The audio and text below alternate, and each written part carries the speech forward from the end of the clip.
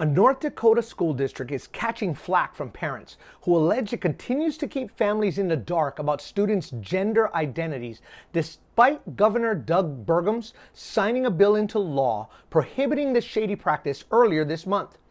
And I quote, "We will not openly out any student because of one law if we know that's going to cause harm to that child," end quote.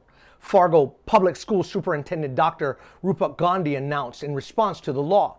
Gandhi also cited perceived conflict between the state and federal law on the issue, arguing the district should continue to advocate for students who identify as transgender, according to a report from the national desk. What do you know?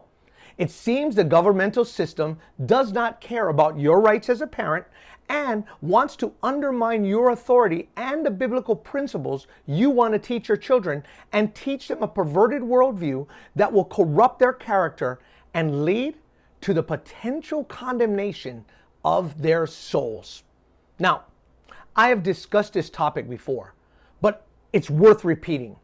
Parents are given the responsibility and the privilege of raising their children in the Lord, not the village, not the school district, not even the church or youth group. We are held solely responsible for the privilege that comes with bearing up a child.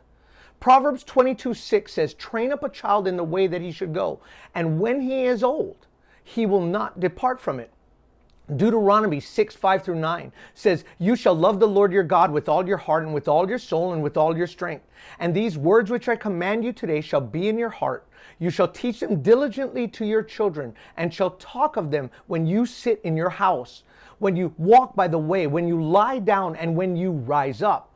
You shall bind them as a sign on your hand, and they shall be as frontlets between your eyes. You shall write them on the doorposts of your house and on your gates." And then Ephesians 6:4 admonishes us that fathers, do not provoke your children to wrath, but bring them up in the training and admonition of the Lord. Or maybe we can throw in a couple of quotes here that will help. Children are great imitators, so give them something great to imitate. Here's another one.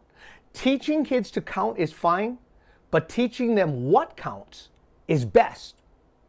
So, rather than seeing this summer as an inconvenience in which you have to watch your children, look at it from the perspective that God has given you 3 unhindered months in which you get to raise your children in the Lord. It is our responsibility to teach and train them, because if we are not going to step up to the plate, someone else will. After all, if we don't teach our children to follow Christ, the world will teach them not to. This is Frank from Reasons for Hope. Aloha.